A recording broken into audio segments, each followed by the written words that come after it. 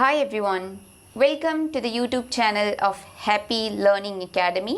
Happy Learning Academyയുടെ Kerala PSC HSA ഇംഗ്ലീഷിൻ്റെ online കോച്ചിങ്ങിലേക്ക് നിങ്ങളെ സ്വാഗതം ചെയ്യുകയാണ്.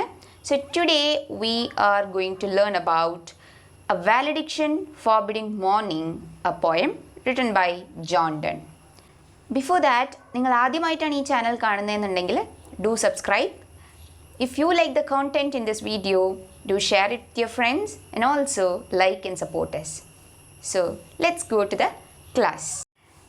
So let's start. Before going to the poem, let's see something about the poet. So John Donne, one of the most innovative of the English poets, was born into a Roman Catholic family in 1572. He was educated at both Oxford and Cambridge universities.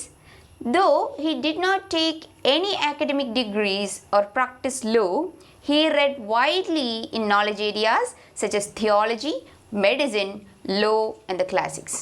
So he was a widely read man. As a preacher, Donne was known for his metaphorical style, knowledge, and wit. He is a metaphysical poet, died in 1631. അപ്പോൾ നമുക്കിവിടെ മനസ്സിലാക്കേണ്ട main ആയിട്ടുള്ള key points എന്ന് പറയുന്നത്, ഒന്ന്, he was a metaphysical poet. Second one, he was known for his metaphorical style, knowledge and wit. Okay, now let's see the characteristic features of metaphysical poets. So metaphysical poets is a term coined by the poet and critic Samuel Johnson to describe a loose group of English lyric poets of the 17th century.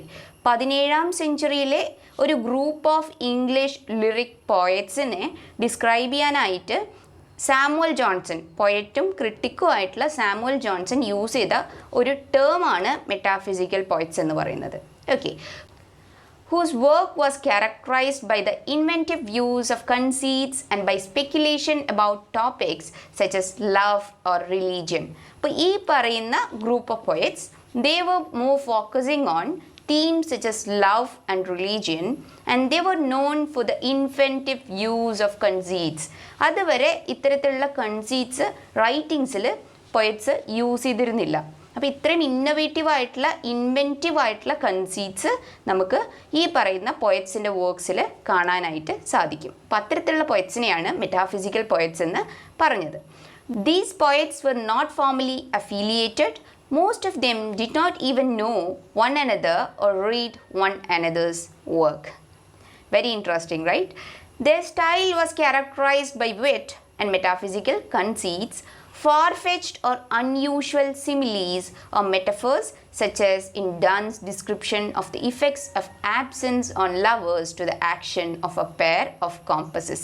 ഇപ്പം പഠിക്കാനുള്ള ഈ വാൽഡിക്ഷൻ forbidding morning എന്ന് പറയുന്ന ഈ ഒരു poem വായിച്ചു നോക്കുന്ന സമയത്ത് നമുക്ക് മനസ്സിലാകും ഡൺ എങ്ങനെയാണ് ലവേഴ്സിൻ്റെ ആബ്സെൻസ് ഉണ്ടാക്കുന്ന ഇഫക്ട്സിനെ ഒരു പെയർ ഓഫ് കോമ്പസസുമായിട്ട് ലൈക്ക് ലിങ്ക് ചെയ്യുന്നതെന്നുള്ളത് നമുക്ക് മനസ്സിലാവും. അപ്പോൾ അങ്ങനെയുള്ള വളരെ ഫാർഫെച്ച്ഡ് ആയിട്ടുള്ള അൺയൂഷ്വൽ ആയിട്ടുള്ള സിമിലീസും മെറ്റഫേഴ്സും കൊണ്ട് എൻറിച്ച്ഡ് ആയിരുന്നു ഈ പറയുന്ന മെറ്റാഫിസിക്കൽ പോയറ്റ്സിൻ്റെ works. Okay, now let's see some of the major characteristic features of metaphysical poetry. First thing, it is marked by intellectual wit and passionate thought. So the keywords are intellectual wit and passionate thought. It is often in the form of an intense, urgent argument. Okay, വളരെ serious ആയിട്ടുള്ള intense ആയിട്ടുള്ള urgent ആർഗ്യുമെൻറ്റിൻ്റെ രൂപത്തിലായിരിക്കും നമുക്ക് മിക്കവാറും ഈ പറയുന്ന പോം present ചെയ്തിട്ടുണ്ടാവുക. Okay, it employs a subtle, often outrageous logic. Okay, വളരെ subtle ആയിട്ടുള്ള ഔട്ട്റേജിയസ് ആയിട്ടുള്ള ലോജിക്കാണ് നമുക്ക് ഈ പറയുന്ന വർക്ക്സിൽ കാണാനായിട്ട് സാധിക്കുക. The use of images and metaphors drawn from varied and often obscure fields of knowledge. The images are sometimes elaborate, sometimes condensed. അപ്പം the use of images and metaphors that we cannot relate it with simple concepts. Okay, വളരെ obscure ആയിട്ടുള്ള വളരെ varied ആയിട്ടുള്ള knowledge ഫീൽഡ്സിൽ നിന്ന് arena of നോളജിൽ നിന്നായിരിക്കും മിക്കവാറും ഈ പറയുന്ന ഇമേജസും മെറ്റഫേഴ്സും ഫെച്ച് ചെയ്തിട്ടുണ്ടാവുക. The images are sometimes elaborate, sometimes condensed. Next one is very important, the use of metaphysical conceits. Okay, metaphysical conceits in the usages, that is the ingenious comparison between dissimilar things or concepts. നമുക്ക് കാണുമ്പോൾ dissimilar എന്ന് തോന്നുന്ന രണ്ട് കാര്യങ്ങളെ എങ്ങനെയാണ് ഈ പറയുന്ന metaphysical പോയട്രിയിൽ link ചെയ്തിരിക്കുന്നത് എന്നുള്ളത് നമ്മൾ നോക്കിക്കഴിഞ്ഞാൽ it is really interesting. Okay, and also all over the poetry, okay, metaphysical poetry, we can see the skillful use of paradox, pun and startling similes. Okay, a striking dramatic quality and abrupt transitioning in thought and feeling. അപ്പോൾ പെട്ടെന്നാണ് ഇപ്പം ഒരു thought പറഞ്ഞ് നിർത്തുന്നതിന് മുന്നേ തന്നെ അടുത്ത തോട്ടിലോട്ട് transition നടക്കുന്ന തരത്തിലുള്ള വർക്ക്സ് ആയിരിക്കും മിക്കവാറും മെറ്റാഫിസിക്കൽ പോയട്രിയിൽ നമുക്ക് കാണാനായിട്ട് സാധിക്കുക.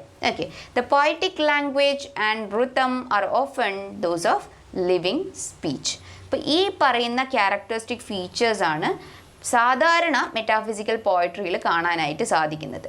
Okay, now let's see John Donne as a metaphysical poet. John Donne is the foremost metaphysical poet in English. ഇംഗ്ലീഷിലെ ഏറ്റവും ഫോർമോസ്റ്റ് മെറ്റാഫിസിക്കൽ പോയിറ്റ് ആരാണെന്ന് ചോദിച്ചാൽ it is John Donne. Okay, Donne's intellectual wit and energy, his passionate thought and his power of poetic argument made him the first metaphysical poet in English. Okay, അപ്പം first metaphysical poet in English ആണ് Donne. Dryden said that Donne affects metaphysics. അപ്പം ആരാണ് Donne affects metaphysics എന്ന് പറഞ്ഞത് എന്ന് ചോദിച്ചാൽ it is Dryden.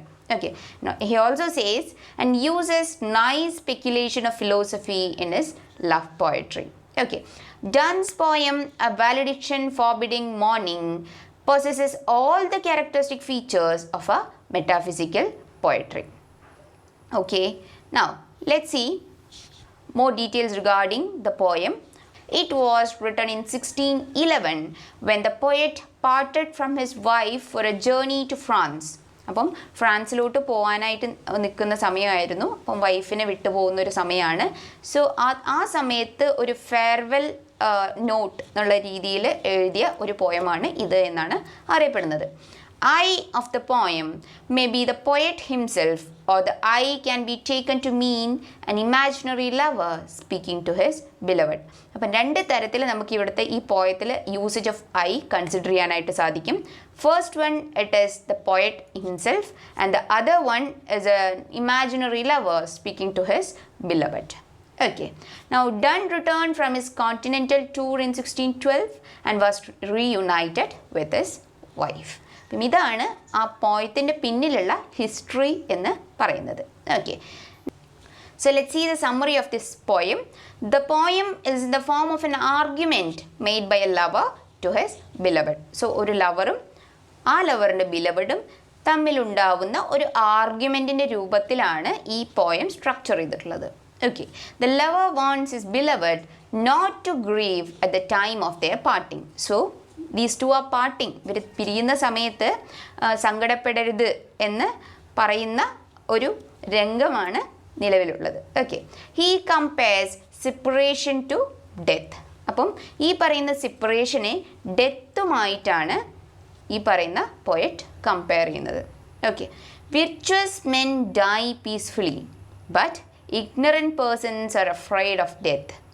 അപ്പം virtuous ആയിട്ടുള്ള മെൻ ഒരിക്കലും ഡെത്തിനെ പേടിക്കുന്നില്ല എന്നാണ് പറയുന്നത്. മരണത്തെ ഭയക്കാത്ത ആളുകളാണ് വിർച്വസ് ആയിട്ടുള്ള ആളുകൾ എന്നാണ് പറയുന്നത്. But ignorant persons are afraid of death. Ignorant ആയിട്ടുള്ള ആളുകൾ എന്നാൽ മരണത്തെ ഭയക്കുന്നു എന്നാണ് പറയുന്നത്. It is not wise to exhibit one's grief to the world. അപ്പം നമ്മുടെ സങ്കടം നമ്മുടെ മനസ്സിലിരിക്കണം, അല്ലാതെ അത് നമ്മൾ എക്സ്പ്രസ് ചെയ്ത് മറ്റുള്ളവരെ അറിയിക്കേണ്ട ഒരു കാര്യമല്ല എന്നാണ് നമ്മുടെ പോയറ്റ് പറയുന്നത് ഈ പോയത്തിൽ. Okay, the poet makes a distinction between physical love and spiritual love. Okay, അപ്പോൾ ഫിസിക്കൽ ലവും സ്പിരിച്വൽ ലവും തമ്മിലുള്ള ഡിഫറൻസ് വ്യക്തമായിട്ട് ഈ പോയത്തിൽ നമ്മുടെ പോയറ്റ് എടുത്തു കാണിക്കുന്നുണ്ട്. Okay, to delight in physical love cannot be a separation on parting, but those who love rest on the soul can bear physical separation. ഈ പറയുന്ന ഫിസിക്കലായിട്ടുള്ള സെപ്പറേഷൻ, അതായത് വേറെ കാര്യങ്ങൾക്ക് വേണ്ടി നമ്മൾക്ക് ഈ പറയുന്ന ബിലവഡിനെ വിട്ടു പോകേണ്ട ഒരു അവസ്ഥ വരുന്ന സമയത്ത് we will be able to like bear that. Okay, അത് അക്സെപ്റ്റ് ചെയ്യാനും ഉള്ള കഴിവ് നമ്മൾക്ക് ഉണ്ടാകും. ഏത് കേസിൽ? Like if we are having a spiritual love. നമുക്ക് സ്പിരിച്വൽ ലവ് ആണ് രണ്ടുപേരും തമ്മിലുള്ളത് എന്നുണ്ടെങ്കിൽ അവരുടെ ഫിസിക്കൽ സെപ്പറേഷൻ അവരെ ബോദർ ചെയ്യേണ്ട കാര്യമേ ഇല്ല. Okay, but if you are having physical love, you are only in love with the physical body of the person, then this physical separation will be a disaster for you. അല്ലേ, അത് bear ചെയ്യാനായിട്ട് നിങ്ങൾക്ക് സാധിക്കില്ല എന്നാണ് പറയുന്നത്. Okay, physical love like leads to pain, whereas spiritual love can bear anything എന്നാണ് ഇവിടെ പോയിട്ട് ഉദ്ദേശിക്കുന്നത്.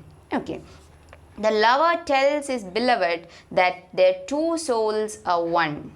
Therefore, parting does not mean a break, but an expansion of their soul.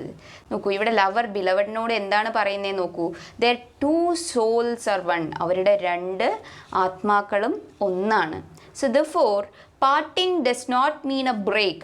അതുകൊണ്ട് തന്നെ ഈ പാർട്ടിങ്, ഈ സെപ്പറേഷൻ എന്ന് പറയുന്നത് ഒരു ബ്രേക്ക് അല്ല. It is not separating them but an expansion of their soul.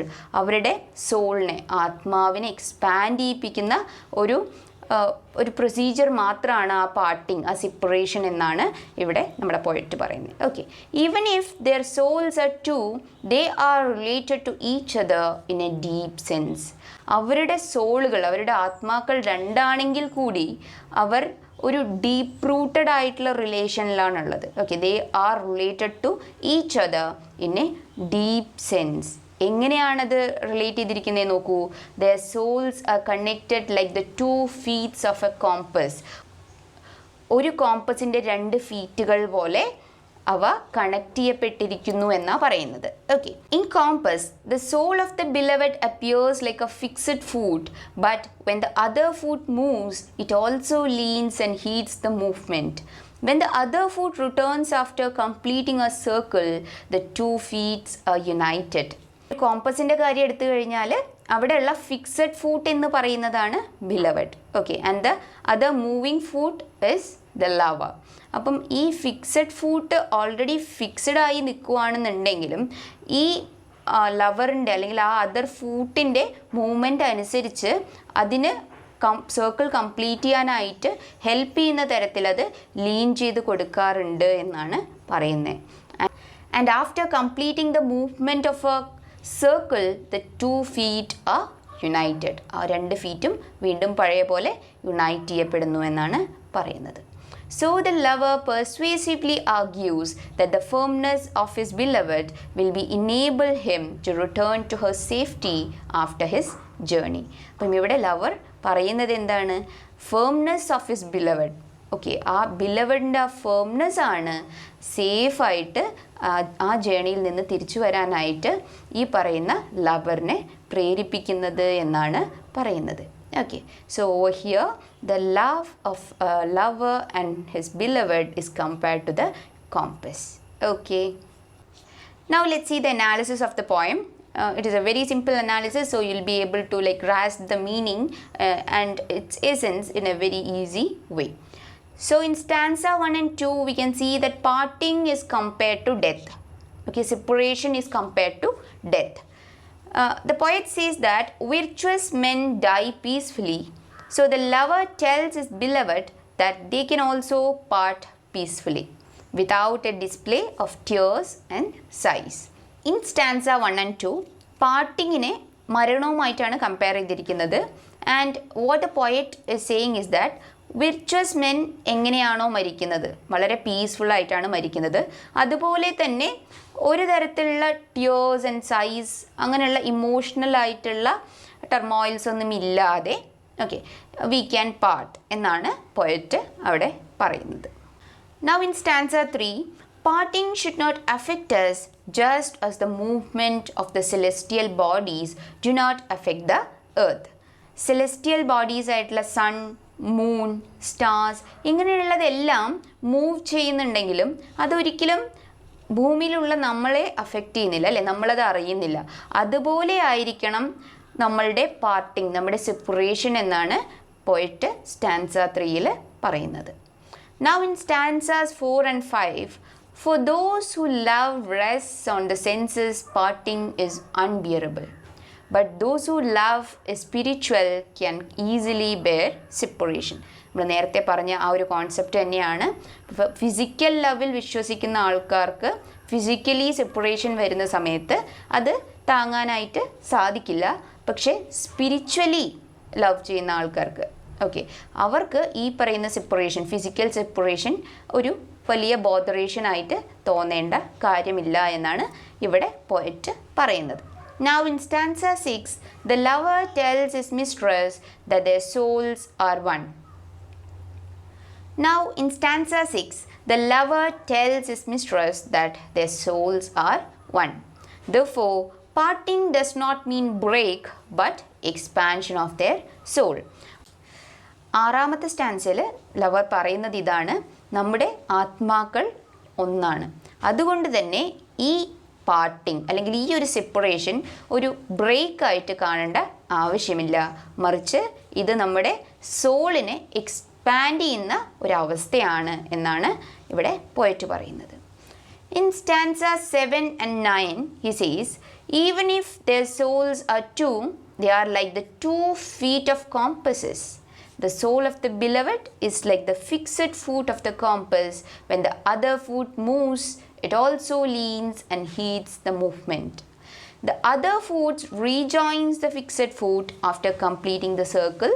So the firmness of the beloved will enable the lover to complete his journey and to rejoin her.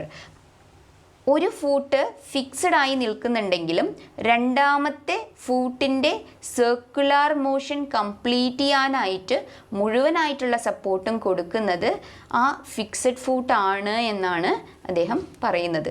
അപ്പം ഈ ഒരു circular motion complete ചെയ്തതിന് ശേഷം തിരിച്ച് ഈ പറയുന്ന foot ഈ fixed ഫൂട്ടിൽ വന്ന് റീജോയിൻ ചെയ്യുന്നു എന്നാണ് പറയുന്നത്. അതുപോലെ തന്നെയാണ് ഈ പറയുന്ന ലവർ ആൻഡ് ബിലവഡിൻ്റെ റിലേഷൻഷിപ്പ് എന്നാണ് അദ്ദേഹം ഇതുവഴി പറയുന്നത്. Okay, so the firmness of the beloved will enable the lover to complete his journey and to rejoin her. That is all about the poem The Valediction Forbidding Mourning. So if you are having any doubts regarding any of the sections that we discussed today, you may comment that below. And also if you feel that this is an informative video, then you can share it with your friends and also ask them to subscribe and follow. Thank you so much for your time. Happy learning.